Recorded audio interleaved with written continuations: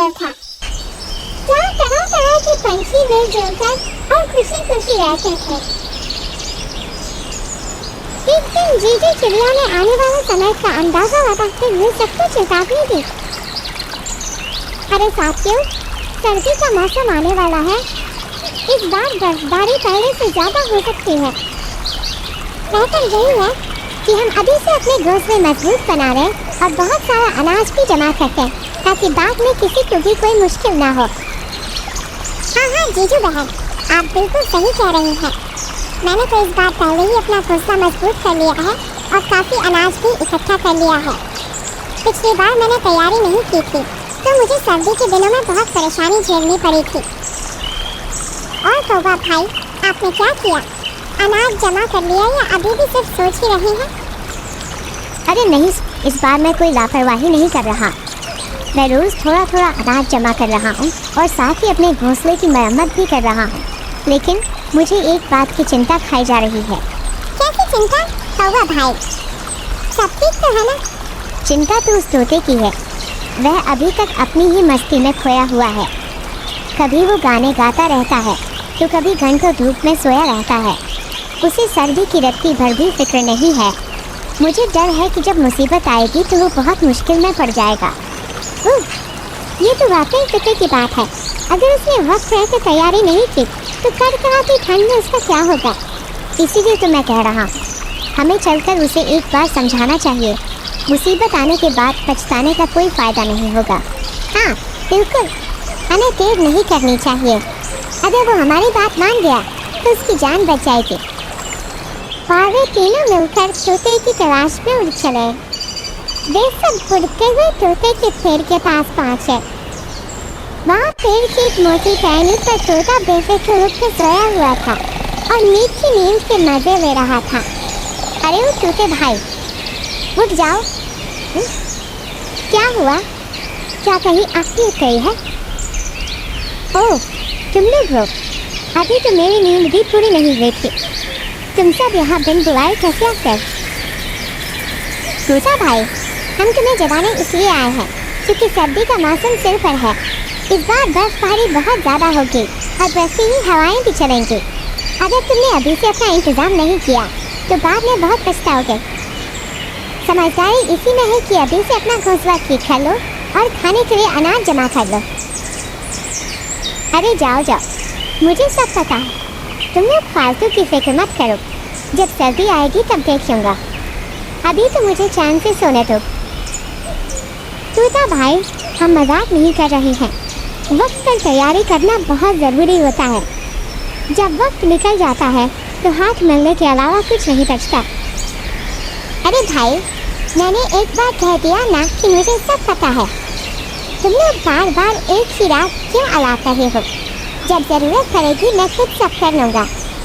अब मेहरबानी करके मुझे सोने दो। लगता है ये आज भी नहीं मानने वाला। चलो, हमने अपना फर्ज निभा दिया। अब अगर ये हमारी बात नहीं मानना चाहता तो हम क्या कर सकते हैं? जब सर्दी का सितम शुरू होगा तब उसे खुद ही अकला जाएगी। हाँ, लेकिन तब शायद बहुत देर हो चुकी होगी। वे तीनों पंछी मायूस होकर वहाँ से वापस उड़ गए। हमेशा नसीहतें देते रहते हैं। बड़े आए मुझे सिखाने वाले। अभी तो मैं मजे से अपनी नींद पूरी करूँगा।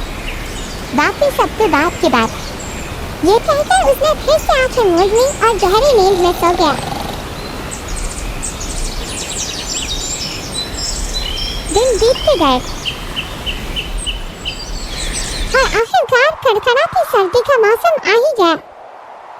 आसमान से रुई के पाँव की तरह सफेद बर्फ गिरने लगी और देखते ही देखते सब कुछ थक गया।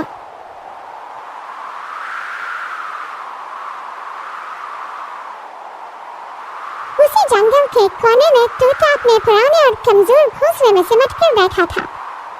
ठंडी बर्फीली हवाएं घोंसले के छेदों से सीधे अंदर घुस रही थी। बाबा, बहुत ठंड है। यह सर्दी तो बर्दाश्त से बाहर है।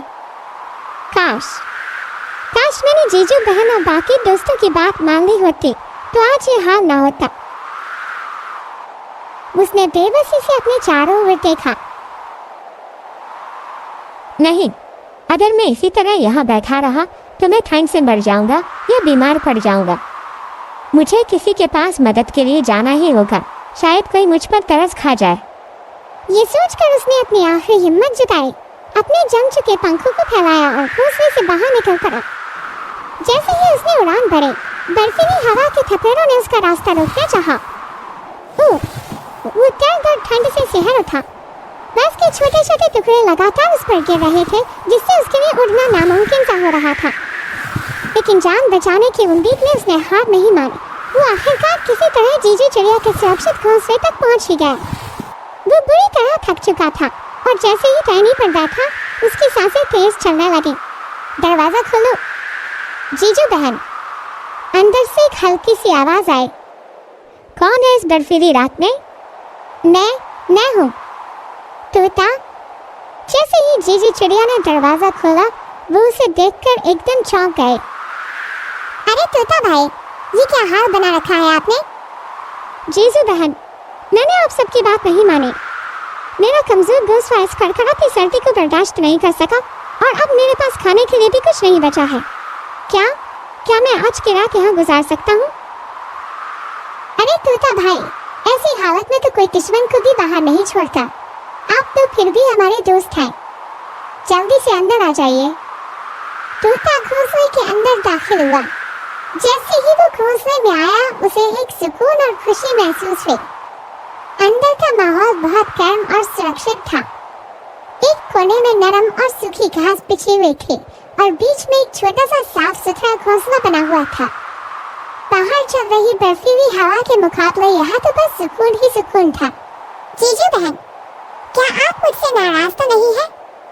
नाराज तो मैं थी, लेकिन तुम्हें इस हाल में देखकर सारा गुस्सा खत्म हो गया। जब दोस्त मुश्किल में हो तो फिर नाराजगी नहीं देखी जाती। मैंने वाकई बहुत बड़ी गलती की। आप सब मुझे बार बार समझाते रहे और मैं बस सोता रहा।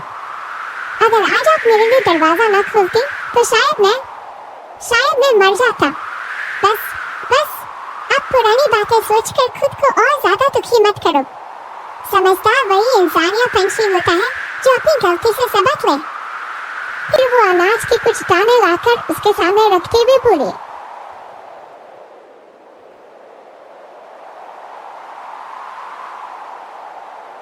पहले आप कुछ खा लीजिए, खाली पेट में सर्दी और भी ज्यादा लगती है। शुक्रिया, बहुत शुक्रिया जीजू बहन। फिर उसने जल्दी वो अनाज खा लिया। कुछ ही पलों में उसके कांपते हुए पंखों और शरीर को कुछ राहत महसूस होने लगी। पूरी रात इसी तरह तेज बर्फबारी होती रही।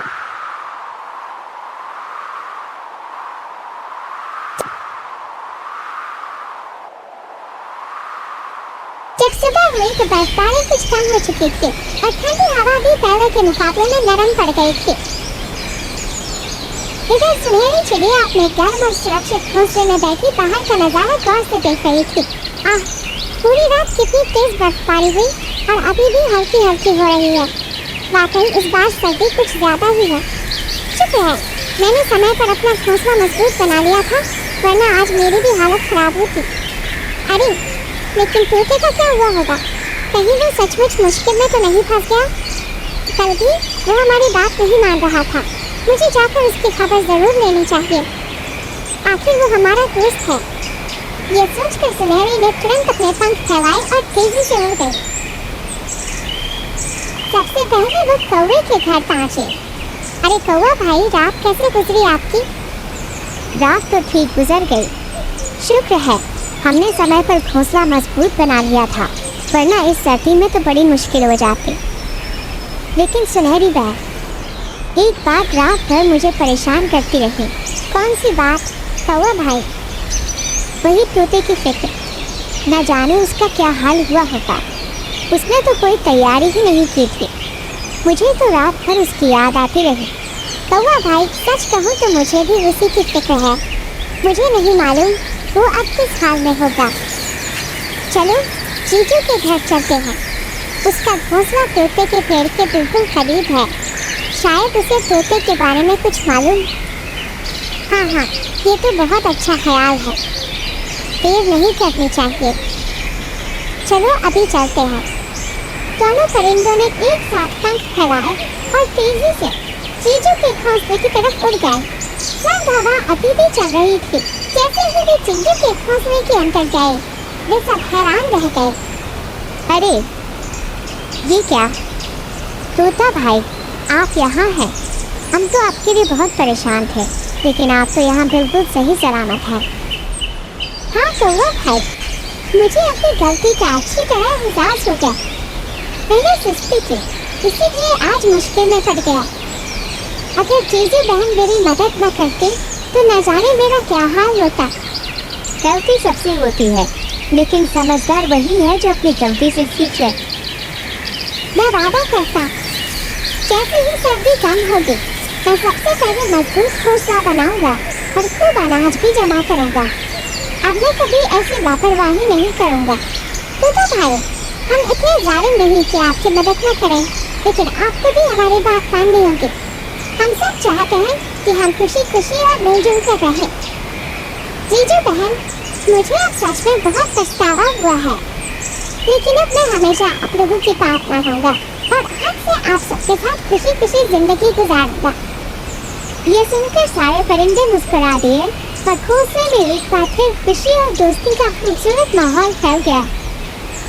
सबक दोस्तों, इस कहानी से हमें ये सबक मिलता है कि हमें अपने बड़ों और सच्ची दोस्तों की बात माननी चाहिए और समय पर तैयारी कर लेनी चाहिए, वरना बाद में पछताना पड़ता है। अगर आपको हमारी ये कहानी पसंद आई हो तो लाइक और सब्सक्राइब जरूर करें, ताकि आपको हमारी और प्यारी कहानियाँ समय पर मिलती रहे।